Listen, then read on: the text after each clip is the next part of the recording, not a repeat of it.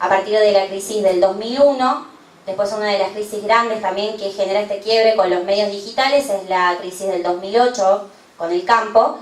Empieza a generar un cambio paradigmático sobre todo en la gente, en los lectores, porque la gente empieza a darse cuenta que acá estaba pasando algo más.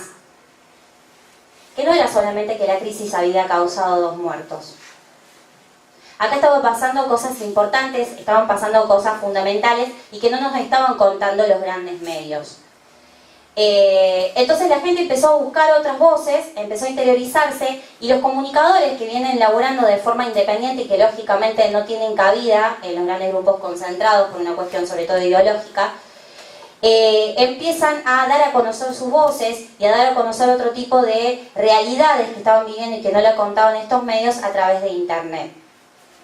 La gente empieza a leer mucho a través de internet y ahí es cuando se da el gran auge de, por ejemplo, los blogs. Empiezan los blogs, después los portales web y hasta que se van conformando en estructura las revistas puntualmente digitales.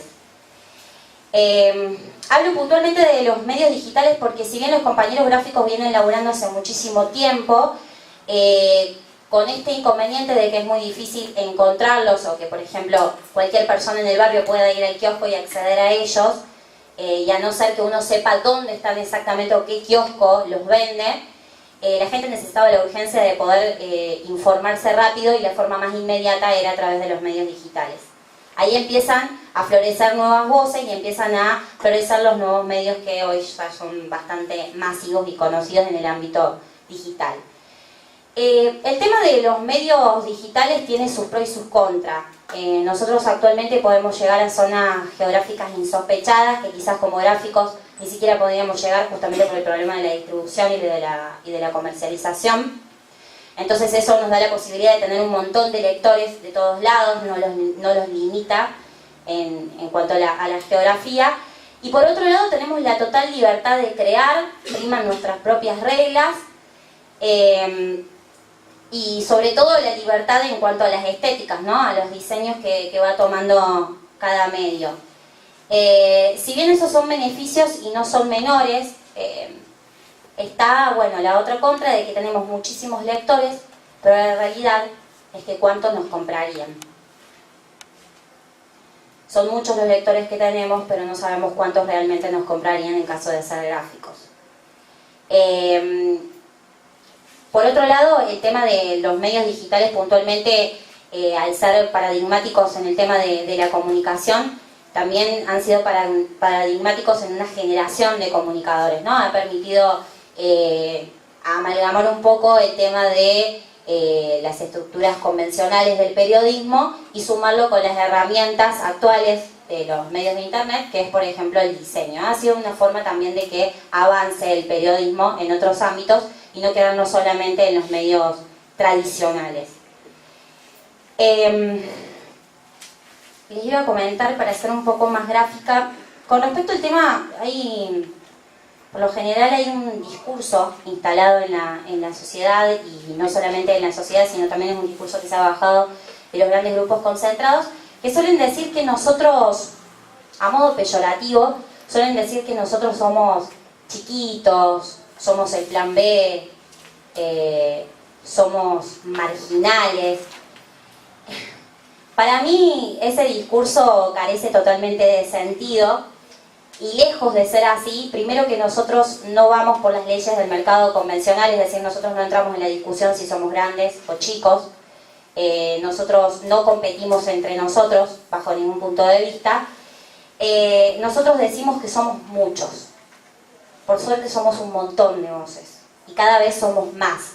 Y eso es lo que importa. Nosotros bajo ningún punto de vista pretendemos limitar al lector, sino que básicamente lo que nosotros buscamos es que el lector sepa desde qué posición nosotros informamos, sepa quiénes somos, dónde estamos interesados en informar y que a su vez puedan sacar sus propias conclusiones, es decir, que tengan la posibilidad de elegir. Lejos de ser, bueno, medios chicos, como se nos trata por ahí a modo peyorativo, lo que quería básicamente dejar claro es que nosotros no entramos en esa discusión si somos chicos o grandes, la verdad que no nos interesa, si nos interesa seguir siendo muchos más, seguir poder comunicar mucho más de lo que venimos comunicando. Tengan en cuenta, para darles datos específicos, las industrias culturales argentinas aportan el 3,83% del PBI nacional, que es lo que decían un poco las chicas. Producen 56 millones de pesos anuales y generan 30.000 puestos de trabajo directos. Nosotros en nuestro ámbito puntualmente, lejos de ser marginales, nosotros aportamos al ámbito local y nacional a modo cultural. Las revistas gráficas están aportando cerca de 2 millones de lectores. Imagínense esto, la cantidad de plata que está dejando en cada localidad, obviamente hablando del circuito de las pymes, ¿no? de las pequeñas producciones. Sumado a que los medios digitales actualmente están aportando más o menos 3 millones de lectores. O sea que entre los digitales y los medios gráficos aportamos casi 5 millones de lectores, es decir que para nada somos marginales, estamos aportando lectores y además estamos dejando plata en nuestras localidades. Por eso queremos apuntar a los puestos de trabajo. Si sale esta ley, vamos a poder reglamentar un montón de puestos de trabajo, que es lo que estamos pidiendo dentro de la ley. Y yo les había dicho que les iba a dar lo último, las principales patas de la ley, que son, primero, el tratamiento impositivo equitativo. Me estoy refiriendo a la exención de cualquier impuesto o arancel que encarezca el sector. ¿Qué? Me estoy refiriendo a la quita del pago del IVA, del impuesto a la ganancia y demás, que eso consideramos que encarece a nuestro sector, es lo que nos complica más el hecho de poder reproducirnos. Y esto es totalmente viable porque nosotros ya tenemos un ejemplo concreto en la Argentina que está funcionando, que es la producción editorial de libros. Ellos están totalmente exentos del pago de impuestos. Por otro lado, pedimos la creación de un fondo económico destinado a la inversión, desarrollo y consolidación del sistema de producción independiente y autogestivo, ¿sí? Por el otro, las garantías a los mecanismos de circulación y difusión. Lo de la circulación, bueno, el Estado tiene que intervenir actualmente en nuestro problema para la circulación, y la difusión va a ser a través de las instituciones del Estado como las escuelas públicas, las bibliotecas y demás. Y por último, el acceso prioritario a créditos, licitaciones y concursos. Hoy en día el acceso a los créditos y a las licitaciones sobre todo sigue siendo un lujo y se lo siguen dando a unos cuantos. Nada más. Muchas gracias.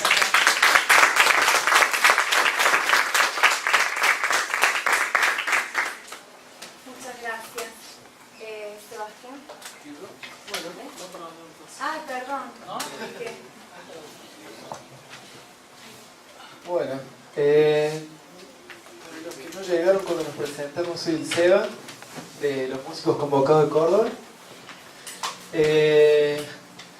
La verdad es que está sumamente interesante las cosas que están diciendo y a medida que los voy escuchando voy recordando mucho de los pasos que saltamos como organización, nos fuimos pasando, no sé si los saltamos, pero que el medio que algunos los esquivamos así, medio de costo, que costó muchísimo, porque son debates que nosotros los consideramos centrales y que siempre van a estar, digo, de discutir sobre cultura, comunicación, política. Creo que en realidad un poco la misma cosa, ¿no? En definitiva es la reproducción ampliada de la vida en sí mismo. Pero estoy acá para, un poco la idea mía era contarle la experiencia de nuestra organización y ver un poco esto de cómo relacionar esta ley de medios, o sea, tratar de vincularlo un poco la exposición hacia la ley de medios, que nosotros los músicos lo consideramos que hay una simbiosis muy fuerte entre la ley de servicios audiovisuales y la ley nacional de la música. Bueno, un poco para contextualizar, si bien acá los compañeros contaron un poco lo del 2001, la crisis social, a mí me gustaría rescatar una cuestión muy importante que se dio en los 90, se me voy a ir apenas un poquito atrás. ¿Y por qué lo voy a traer a colación? Porque me parece que tiene que ver mucho con el tema de la ley de medios. Ustedes saben que la década de los 90 en Latinoamérica hubo como una fuerte colonización ideológica, sobre todo en materia de política económica y social, que se podría expresar en un pergamino que en la facu de aquel lado, que yo sé bastante de acá de la facu de Ciencias Económicas, se aprende como el Padre Nuestro, que es el Consenso de Washington. Bueno, este consenso de Washington no lo voy a rezar, pero sí lo puedo sintetizar en 5 puntos que me parece sumamente importante tenerlo en cuenta para entender el porqué de estas leyes hoy. Estos 5 puntos se podría, yo los denomino que en realidad no es una regla mnemotécnica mía, sino que también es una regla mnemotécnica que se aprende allá en la facu del lado, que son las 5 D.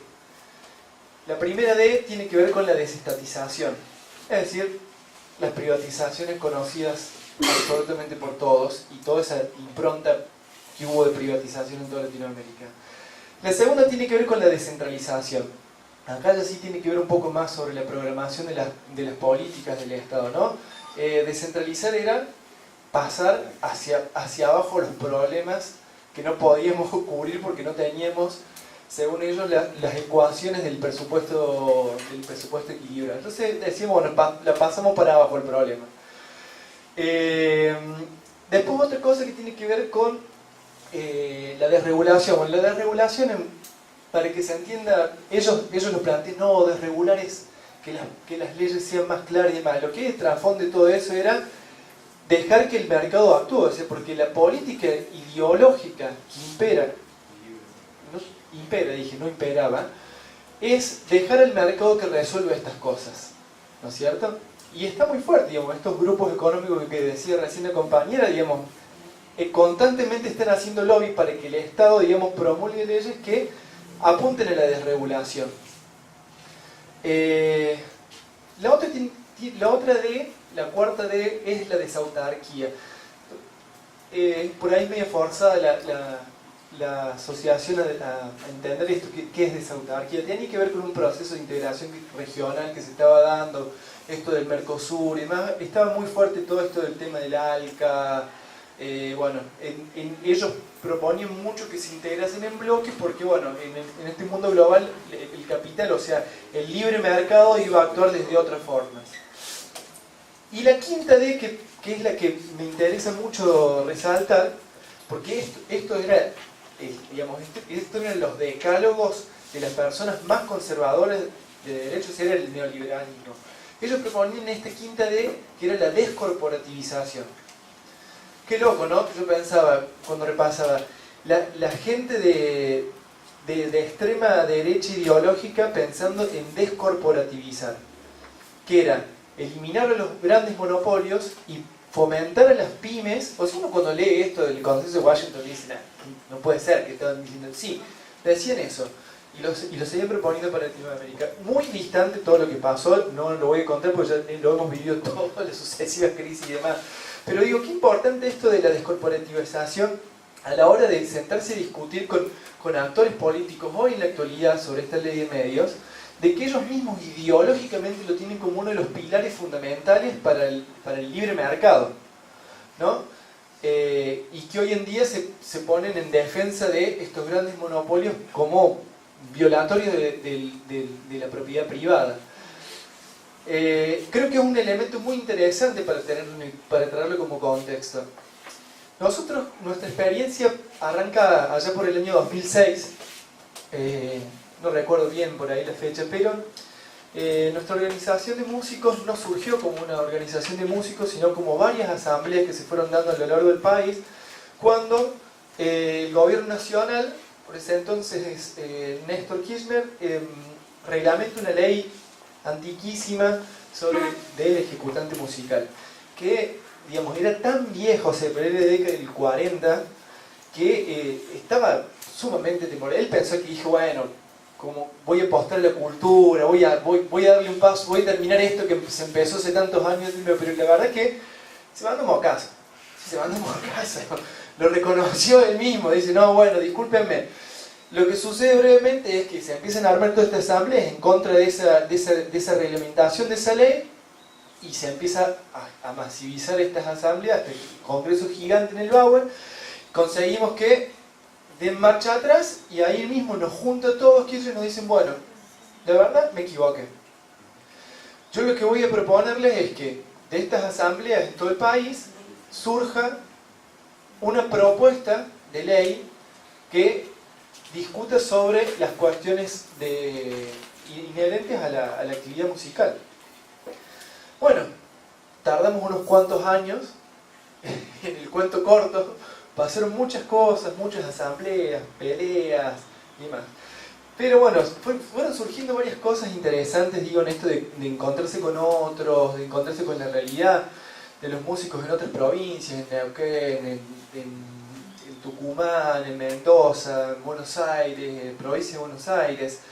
Y bueno, surgió el borrador, se llevó, se presentó, y bueno, esto que yo le cuento rapidísimo, pasaron unos 6, 7 años, se empezaron a generar después unas disputas internas hacia la Federación de Músicos, que fue como muy importante. Pero en este transcurso de estas discusiones y la elaboración del proyecto y presentarlo, y si vamos por mesa de entrada, todas las distintas estrategias políticas que se fueron dando, en el medio de todo esto se sancionó la ley de medios. Y como tenemos la suerte, los músicos, de que la sede de la UMI, que es la Unión de Músicos Independientes, que es de Capital Federal, que eran nuestros compañeros, no sé si son compañeros, no, es medio raro la cosa, que tiene que ver con los nuevos desafíos que vamos a contar ahora que tienen esta nueva ley.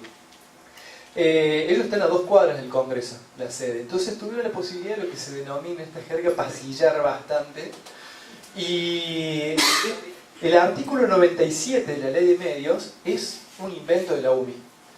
El artículo 97 de la Ley de Medios, ahí, antes que se entrara al Congreso un proyecto de la Ley Nacional de la Música, se pone como obligatoriedad, creo que es el inciso G, después lo tendré que revisar bien, se pone como obligación de este nuevo organismo que es el AFCA que se crea, que su recaudación se destine un 2% a un instituto de la música que va a ser creado por una ley. Esto fue una estrategia política que se tuvo como para darle un poquito más de peso, a decir, bueno, ahora la tienen que sacar sí o sí de ley, porque acá van 15 millones por año que se están juntando para que salga el Instituto Nacional de Música.